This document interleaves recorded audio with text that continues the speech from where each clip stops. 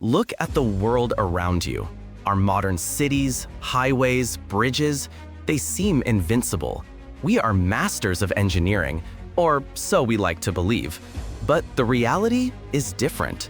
The average lifespan of a modern concrete structure is barely 50 to 100 years. Cracks appear, rebar rusts. We are constantly repairing what we just built.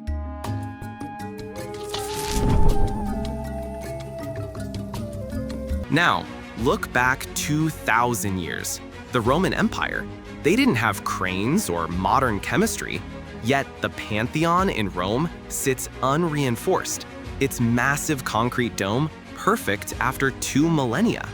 How is this possible? Did they possess a secret knowledge?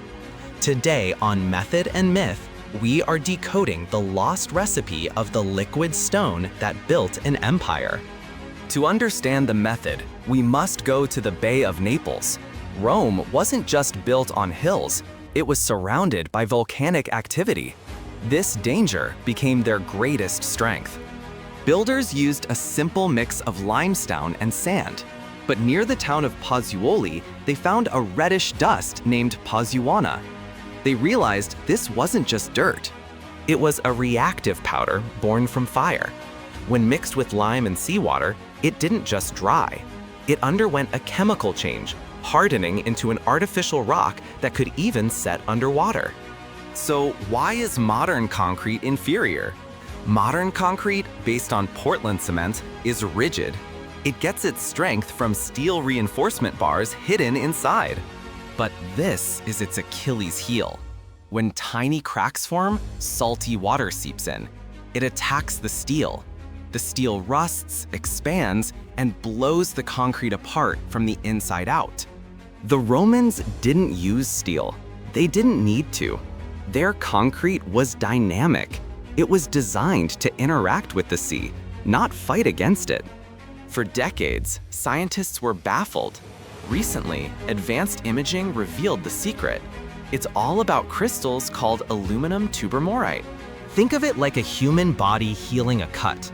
When a crack forms in Roman concrete, seawater rushes in. But instead of destroying it, the water triggers the growth of these crystals. The crystals fill the gap, gluing the concrete back together. It's a self-healing material, a geological masterpiece created by human hands.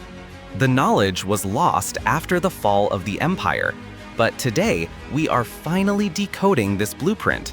Engineers are trying to adapt the Roman method for the future. Imagine seawalls that get stronger with every storm, protecting our cities for centuries without repair. The Romans taught us that true engineering works with nature, not against it. This is Method and Myth. Sometimes the path to the future lies hidden in the ruins of the past. Thanks for watching.